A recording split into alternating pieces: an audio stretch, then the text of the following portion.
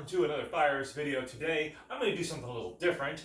As anyone who knows me fairly well knows, I'm a junk food junkie and I like to bake. And I like to make stuff that's not so healthy. You know, cookies, cakes, stuff like that. So I thought it's about time, it's probably long overdue that I do a baking video. So today we're going to try doing some baking. I'm going to start with something very simple. I'm going to start with chocolate chip cookies. You know, a very popular cookie invented right here in Massachusetts, in Whitman, Massachusetts, at the Toll House Restaurant, I believe it was called. It's been gone my whole lifetime, but yeah, it was right here in my home state of Massachusetts. That's about as much as I'm going to give about where I am. And I'm going to use the recipe on the Toll House bag, which I think is a good recipe. So, start out making sure you have all your ingredients out.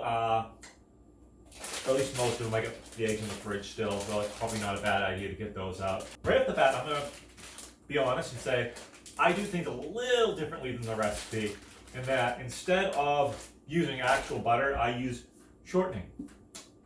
And you're probably going to say, well, why aren't you going by the recipe with shortening? Shortening will make a softer cookie. Now, it really just comes down to preference, whether you like your chocolate chip cookies a little crispy, a little softer. I like them a little softer. And I specifically get the butter flavored shortening so that you don't lose the flavor that butter gives to the cookie batter. So, first step, we want to measure out our dry ingredients. Now, dry ingredients you're going to do separately. If you bake, you know this, but again, I'm going to go into assuming that you're not a baker, even something as simple as chocolate chip cookies. So you're going to measure your dry ingredients first. Dry ingredients, we're not going to put those in the mixer yet. We're going to mix our wet ingredients first. So let's go through our list of dry ingredients. We have 2 1/4 cups flour. So we're going to measure out our 2 1/4 cups flour. And baking, unlike other cooking, you have to be a little more precise with certain things because it's all about ratios.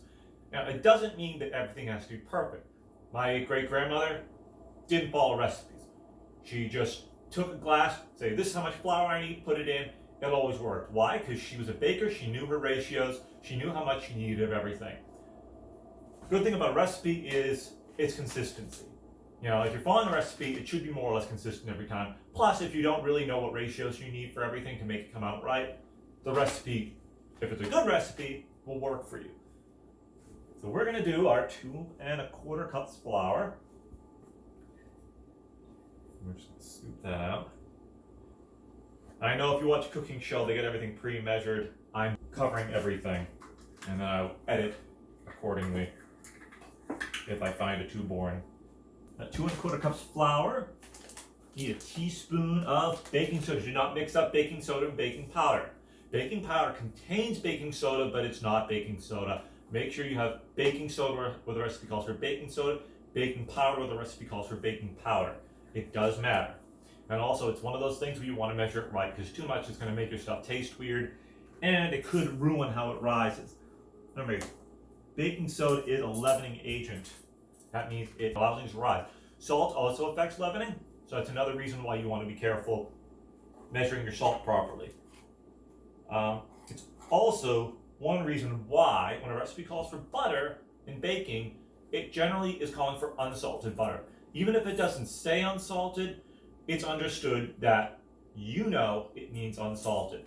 And there's a couple of reasons for that. One, because again, salt's a leavening agent. You're going to be putting salt in anyways. And 2, so you know how much salt's in your recipe. If you use salted butter in a recipe where you're also adding salt, it might be a little too salty. It might not leaven properly. You know, so use unsalted butter unless otherwise instructed.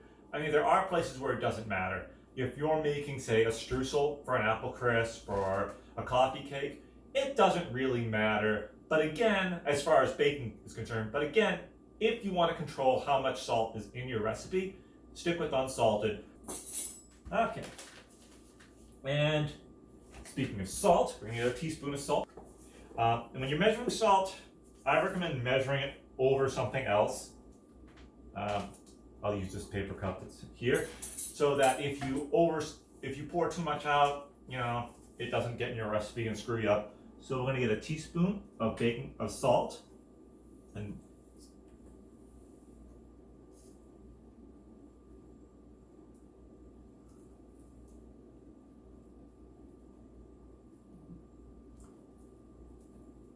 And be very careful not to mix up a teaspoon and a tablespoon.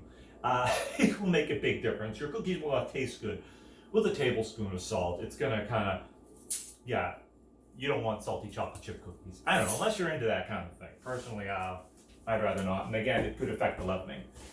Okay, that's all our dry ingredients. We're gonna set that aside for now. And now we're gonna do our butter or our shortening.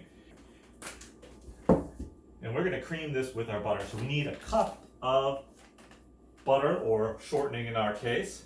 Again, you can use butter. It's totally okay to use butter. It's entirely preference. Again, this is my preference. I like my cookies a little softer. And remember, if you're using butter, real butter, make sure you're using unsalted. With your shortening, make sure you pack it in to get out any air bubbles. You want it nicely, properly measured.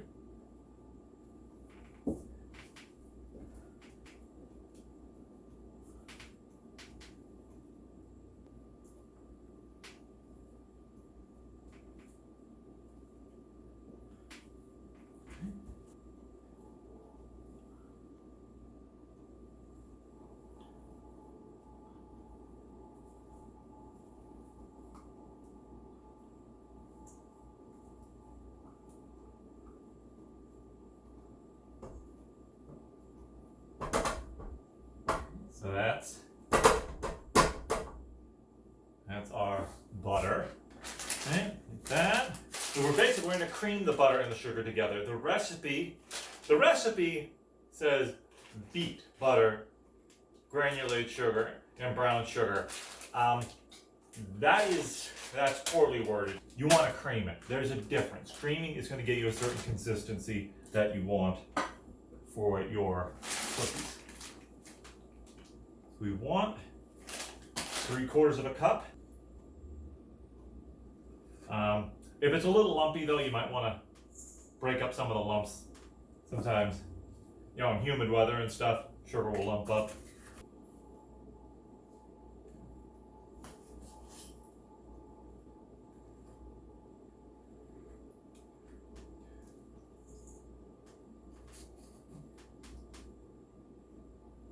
Three-quarters of a cup, so that's a 1/2 1/4.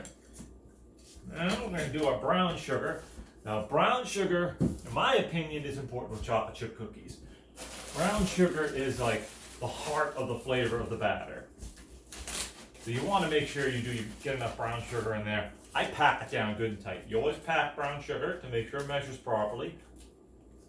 And make sure you're not using granulated brown sugar, because I made that mistake once years ago. And it doesn't measure the same, so 3/4 of a cup of granulated brown sugar, not the same as 3/4 of a cup of regular old brown sugar. Again, unless the recipe says otherwise, you're getting light brown sugar.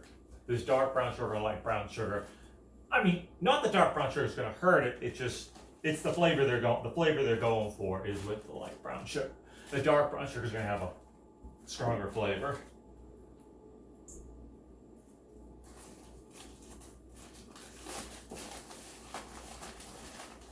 Make sure I pack it good and tight, because I like the brown sugar. I love brown sugar. Sometimes I even eat a lump of it plain because it's so flipping good.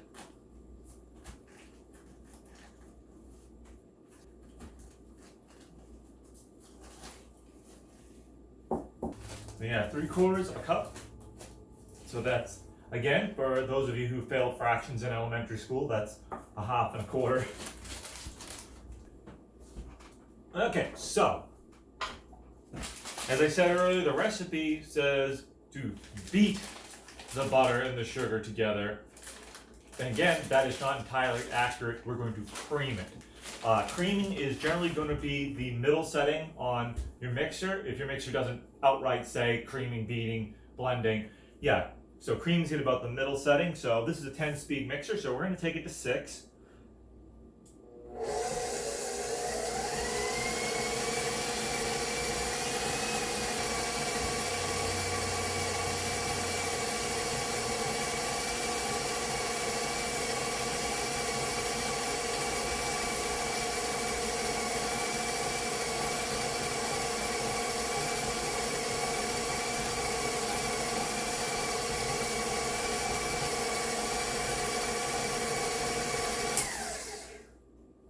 Okay, very important, do not over cream your butter and sugar. They form a structure for your cookie.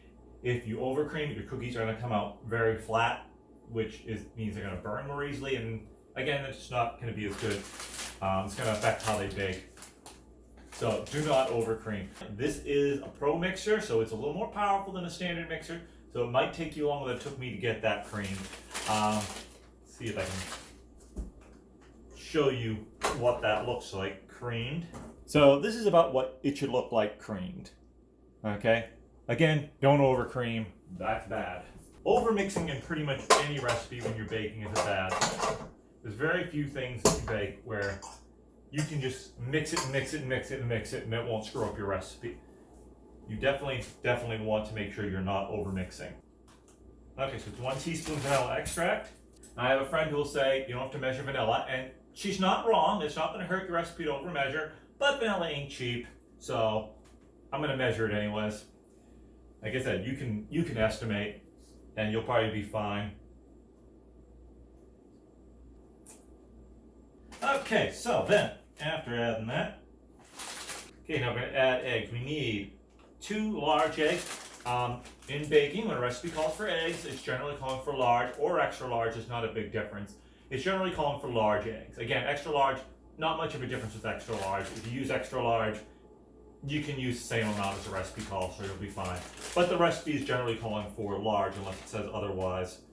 So it's at 1 at a time, beating well after each addition. This time they really do mean beating. We're going to do it on speed number 2.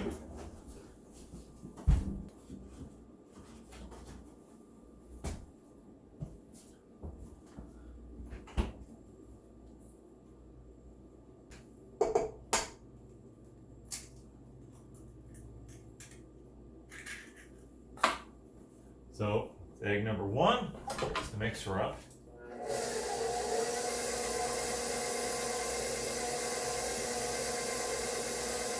You beat it until it's just mixed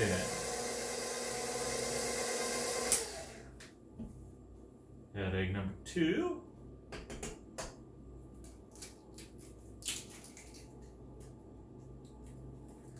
I am not talented enough to crack an egg with one hand.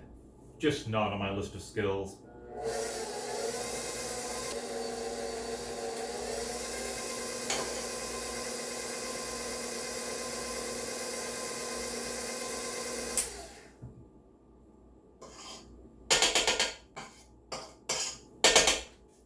Okay, got that mixed in.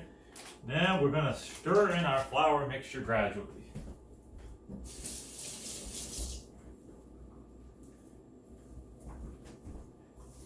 And again, since we're using a power mixer, stir would be a low setting. So I'm going to put it on 1. Put that in a little at a time. Mostly a little at a time so it doesn't make a cloud of flour in your face.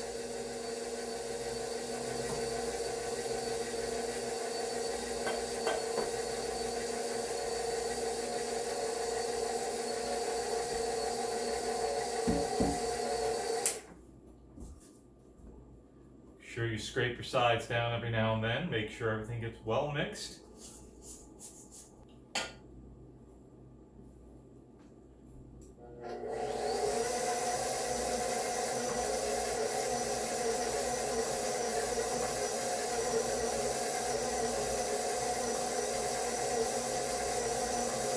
Okay. Now we're going to add the star of the show, the chocolate chips. Now the chocolate chips, it's just cookie dough without, just not as good.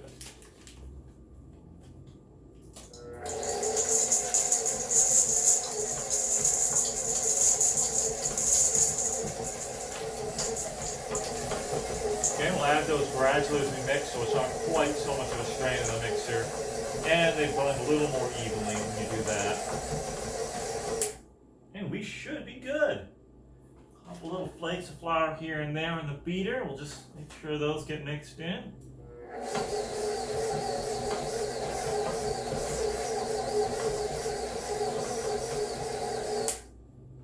That should do the job.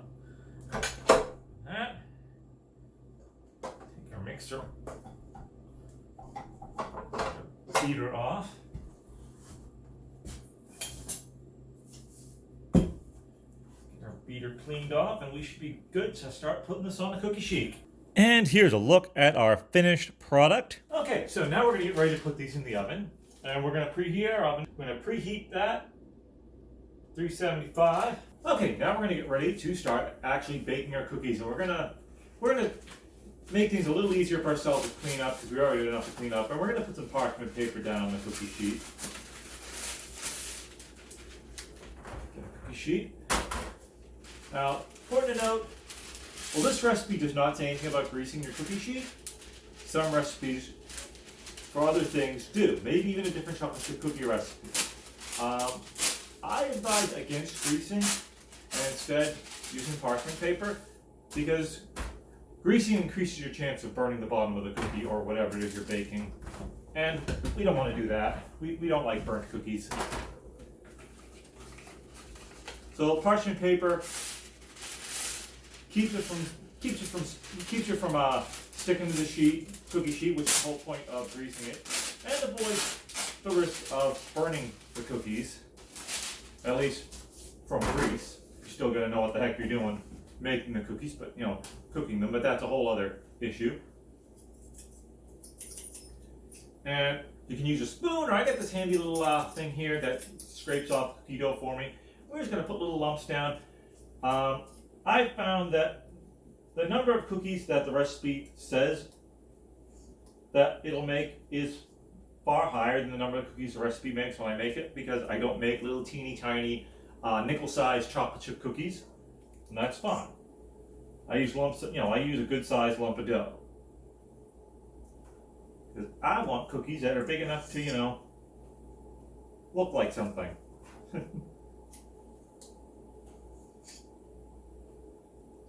Chocolate chip cookies don't spread out too badly. You want to leave room between them so that they don't become one giant cookie. But again, chocolate chip cookies aren't a super big spreader, so it shouldn't be too hard to keep an appropriate distance between them.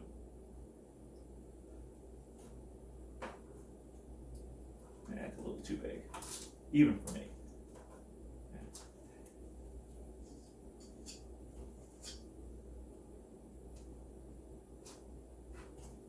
So I can usually fit about 9 cookies on a sheet. If you have a bigger cookie sheet, you can probably fit more. So I usually stick to about 9 a sheet. And space them out properly with a good sized cookie, but not have to worry about them all becoming one giant mass. Okay, so now we are ready to put our cookies in the oven. And we have our cookie racks lined up right about in the middle. That's where you want them.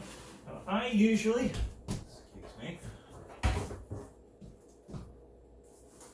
offset these by a little bit.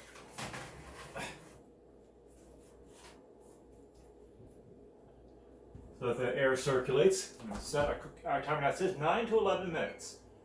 Know your oven. Now, I know that this oven tends to run on the longer side. So I'm going to put it on for 10. I'm going to check it. Now, if you're not sure, if you've never baked this particular recipe in your oven before, I would recommend starting at the lowest amount of time, seeing how they look, and then if they have to go longer, add time. Remember, you can always bake them more, but once they're baked, you can't unbake them. So if you burn them, well, then you're tough out of luck, because, well, you just ruined a batch of cookies. Yeah, start in the lower time. Like I said, I know my oven, it's probably going to run on 11 minutes. It usually does. I'm going to put it midway for now, because again, I can always cook it more. I can't uncook it. So we're going to start at 9 minutes. We're going to see how that does. If I have to add a minute, I will. And then we're just going to lather, rinse, repeat for each batch. I would note that your second batch probably won't take as long as your first batch, because the cookie sheets are already hot from the last batch I went in the oven. So even if it took you the full 11 minutes on the first batch that went in, start at the 9 minutes anyways, because again, your cookie sheets are already hot. Another thing you can do is let the cookie sheets cool down between batches. Sometimes I do that. And sometimes just a little easier to make sure that my times are right. Okay, so as I kind of anticipated knowing my oven, these cookies took the full 11 minutes to bake.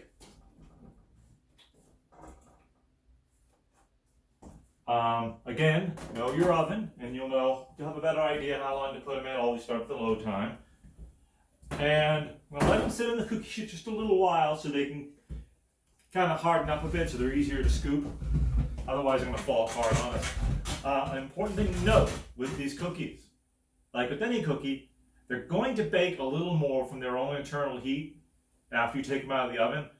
So if they're a little white, don't worry about it. They're going to get a little darker after they've sat out for a while. Again, their own internal heat's going to cook them a little bit more, and you don't want to burn them. So don't let them look like completely exactly how you want them to look when they're done baking. Leave them just a little, like golden brown. Don't let them get dark in the oven because they're going to get darker sitting out cooling as the internal heat from the cookie bakes them just a little bit more. So we're going to let these sit just a little while, again, so they don't fall apart on us when we're scooping them off the cookie sheet. And we're going to let them cook on the cookie sheet, and then we're going to go in and do another batch. And we are going to have a nice bunch of chocolate chip cookies to enjoy later on. And chocolate chip cookies, they're really, really good when they're still warm. So if you're making them for someone else, it's going to, like for later, it's going to be really hard not to eat some of them while they're still warm. Because again, warm chocolate chip cookies are so good. As you can see, they're all pretty good sized cookie. This one did fall apart a little bit.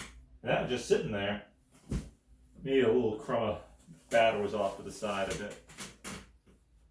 Anyways, that is chocolate chip cookies.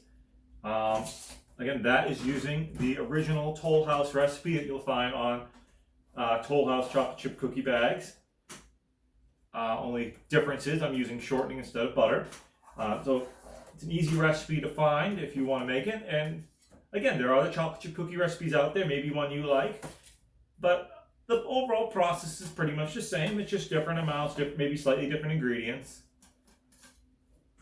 So I encourage you to go out there and try to make your own, because I'm telling you, chocolate chip cookies, homemade from scratch, are so much better than anything you're going to buy in the grocery store. And that includes better than the stuff in that pre-made dough that you can make with the pre-made dough in the refrigerator section. I mean, it's not bad.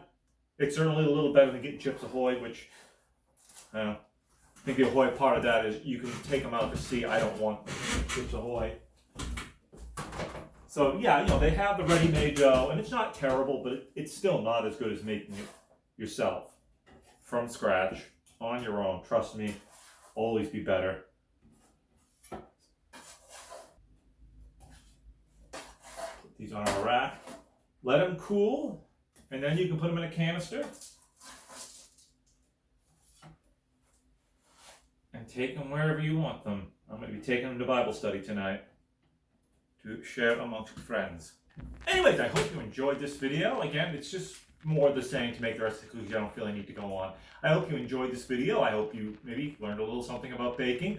Again, this is a really simple recipe. There's much more complicated things you can make, but this is a good starting point if you've never baked before or you haven't got a lot of experience baking. Real simple, pretty hard to mess up, and it's a cookie that you can use almost anywhere. So thank you for joining me, and if this goes well, we'll be making more baking videos in the future for you. I got some good stuff that I can make: cheesecakes, whoopie pies, brownies. Yeah, we could have some good stuff with this. Thank you for joining me.